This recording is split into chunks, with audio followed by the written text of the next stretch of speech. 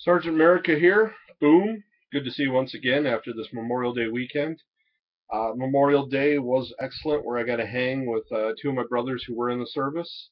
It was very enjoyable to see them, see my family. And one of the other things that I love to do during holiday breaks is if I hit another town to try out another comic shop. My wife, bless her heart, she endures every comic shop I take her to. She takes me to music stores, and I endure that equally as well. I guess that's what makes us a beautiful couple. So, on that note, let's talk about a curious comic shop. And this is where we would edit. Hey, I'm no edit Mike though, so cut right back to the story. Um, Sleepytown, Iowa. I guess I won't name the town. You can message me if you really want to know about this place. Um, Not bad, not good. It was just different, and I guess bless their hearts for being different. Um, Ended up that I found this online as I knew I was going to hit through the city. It was one town that I figured we'll try. It's got a college in it. Maybe it has a comic shop. It has a coin and comic shop in it, so that was my first indication that maybe it's not going to be my shop. It's going to be some starter shop, and that's maybe you can find a bargain. Maybe you can find something really cool there. And so yeah, we give it a try. So ended up pulling in this small town, brick and mortar, and wonderful old town feel. It's seems to have the mom and pop shops, antique stores, and here it is, a coin and collectible. As I pull up, there's a nice homeless gentleman sitting out front. I'm from the big city. I'm not, totally unaware of this. The hard times fall upon us all. Um, you know, Me and my wife get out, lock up the vehicle. As we start walking towards him, he jumps up and goes into the store. And at that point, it starts to register to me, all right, this is going to be a different experience. So as I walk in, that gentleman, who I'll refer to as Chong, Tommy Chong, um, is greeting me. I mean, he is the worker. I believe is part owner there, and he's like, instantly asking me what are you into? What are you looking for, and all that. And in a nicest way possible. This guy was awesome. And I'm like, I'm here for comics, and my wife likes the coins, so she'll look through those. And he's like, oh well, we got this spinner rack here, and then we got all this stuff over, on this side.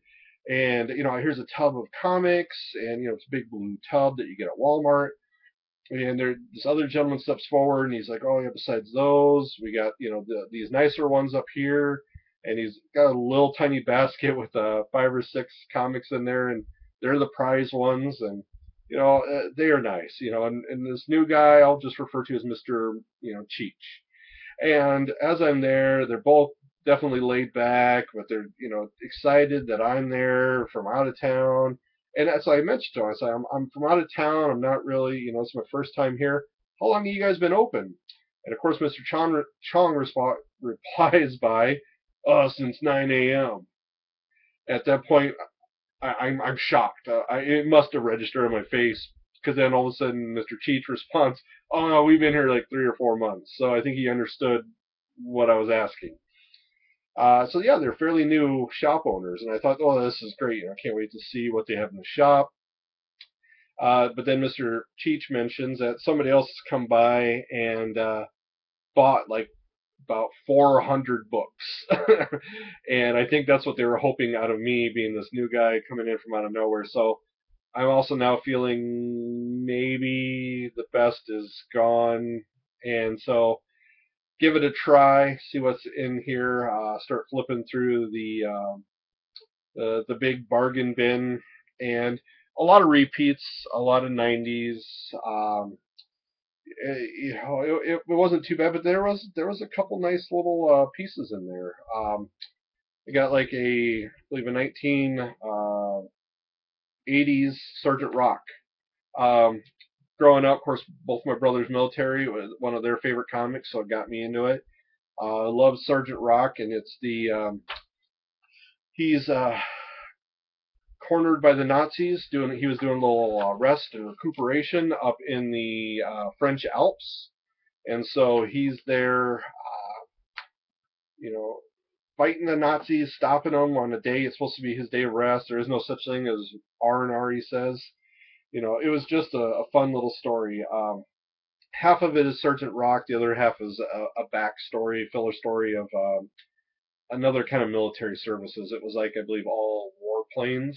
So, um, along that note, there was also The Losers, a wonderful DC comic. We know them from the great movie and Jacques' art.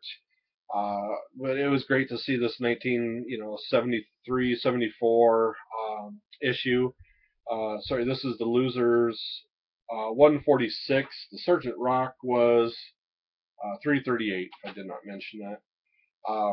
It was fun. In this one, they're in the deserts of Africa fighting World War II, as opposed to Sergeant Rock in the French Alps. So it's just good to see, these different ideas and that. Of course, they refer to themselves as the losers, bad luck. Then I come across Sergeant Fury and the Howling Commandos, number 114. This is, I believe, 1974 issue. And it was wonderful to see it. Of course, there's Nick with both of his eyes, no eye patch.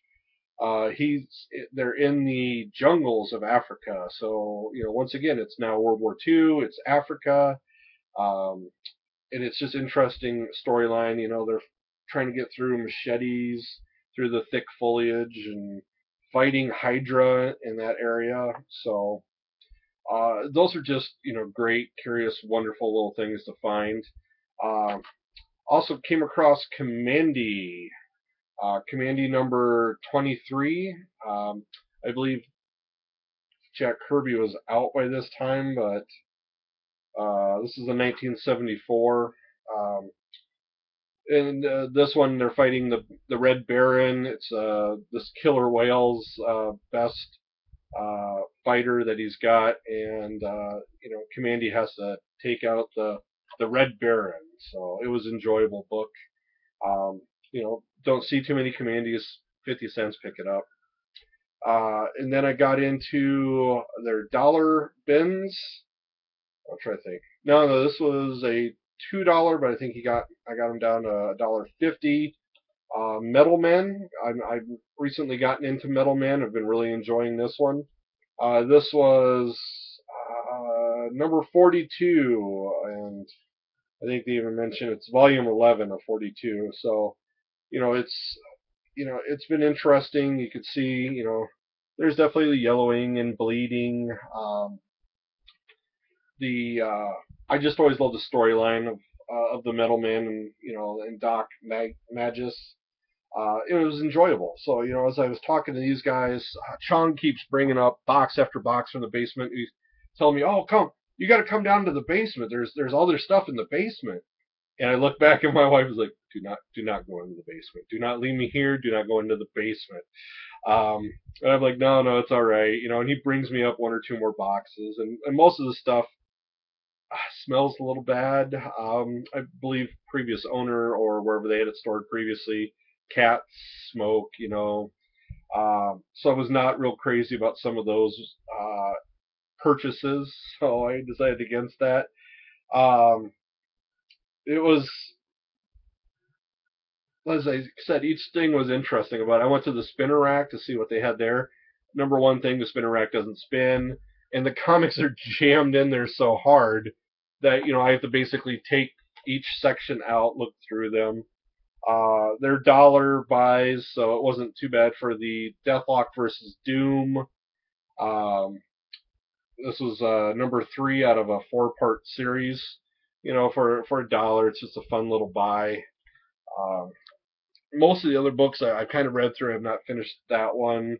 I was a big fan of continuity comics in the 90s. And Megalith was one of the characters, and so this is him in a storyline where the brother turns into a monster, and so he's saving the sister and the rest of the family from the little brother. Sorry about the glare. Yeah, so all these were in a bag, and I thought that was kind of nice. All the Lucy's 50 cent ones were not. I mean, they're cruddy fun, and nothing had a back to it. And so uh, last one I came across was an Archer and Armstrong that I was interested in, number 11. I just wanted to read this Archer and Armstrong compared to the series that I'm reading now for $1. It was a fun little purchase.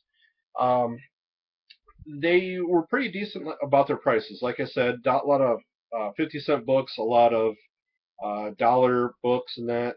Um, but he had some Daredevil trades that he had at nearly full price that were already used, um, because Daredevil's big, and so I think they missed the mark a little bit on that, and they had some Daredevil toys that were probably no more than 5 years, 10 years out, and they had the prices jacked up on those since Daredevil's big. Um, and of course, so they had quite a bit of that because I think that was they missed the pricing point on it. What they didn't miss the pricing point on was this Brave and the Bold number 135, Batman and Metal Man. Like I said, I'm recently into the Metal Man. I really enjoyed this one. He was asking $4, and as we talked, it got down to 250. I felt that was an excellent buy for this. It's a 1 out of 2 story parts. I mean, it is chewed up in little pieces of paper, kind of sticking out here and there. Um, Nostalgia, of course, the beauty of that just made the price for me. Uh, the guys, like I said, were great, were warm. They pretty much knew their stuff, but they don't have any new product coming in. They're definitely not selling new off the shelf. So there's no pull list, no new purchases you can do. Everything is, I mean, the 90s was the newest that they had. Um, and then just the boxes of stuff that they had. And I mean, it was just a little bit in the blue tub. They had stuff stored in the basement that they don't bring out.